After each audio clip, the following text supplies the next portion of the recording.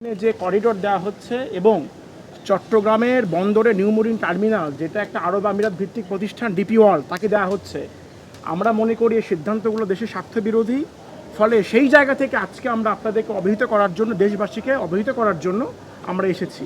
ফলে আমরা আশা করব, প্রত্যাশা করবো এটা আপনাদের জন্য খুব ভালো, আমাদের জন্য খুবই ভালো হবে যে এই সমস্ত বিষয় নিয়ে আমরা বিভিন্ন দিক থেকে আলাপ আলোচনা করতে পারি।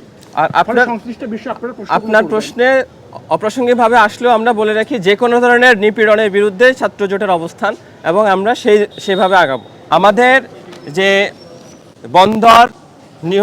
বন্দরে যে নিউ মেরিন টার্মিনাল রয়েছে, সেই টার্মিনাল বিদেশি শক্তির হাতে, বিদেশি কোম্পানির হাতে না দেওয়ার জন্য, বিদেশি কোম্পানির হাতে যেন না যায় এবং কোনোভাবে বেসরকারি প্রতিষ্ঠানকে যেন না দেওয়া হয়, সরকারি সক্ষমতা বৃদ্ধি এবং আমাদের রাখাইনে যে করিডোর, সেই করিডোর না দেওয়ার জন্য আগামী 27 থেকে 28 জুন ঢাকা থেকে চট্টগ্রাম বন্দর অভিমুখে আমাদের রোড মার্চ অনুষ্ঠিত হবে। গণতান্ত্রিক ছাত্র জোট সেই রোড মার্চে অংশগ্রহণ করবে।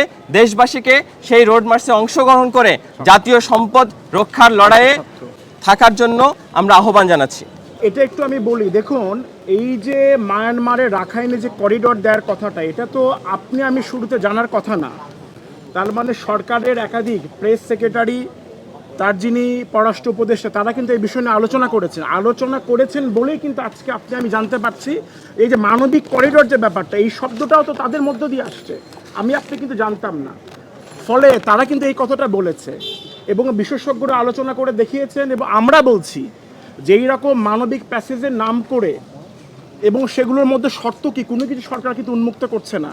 এগুলোর মধ্য দিয়ে যে সংকট, সেই সংকটগুলো বাড়বে, আমাদের সার্বভৌমত্ব সেটা বিঘ্নিত হতে পারে। তার যে কার্যকর সমাধান হবে বলে কিন্তু আমরা এটার মধ্যে দিয়ে আমরা মনে করি এই রকম করিডোর দেওয়ার কোনো যৌক্তিকতা বাংলাদেশ গভর্নমেন্টের পক্ষ থেকে নেই। ফলে আমরা এটা সরকারকে এই সিদ্ধান্ত থেকে আমরা সরে আসার আহ্বান করছি।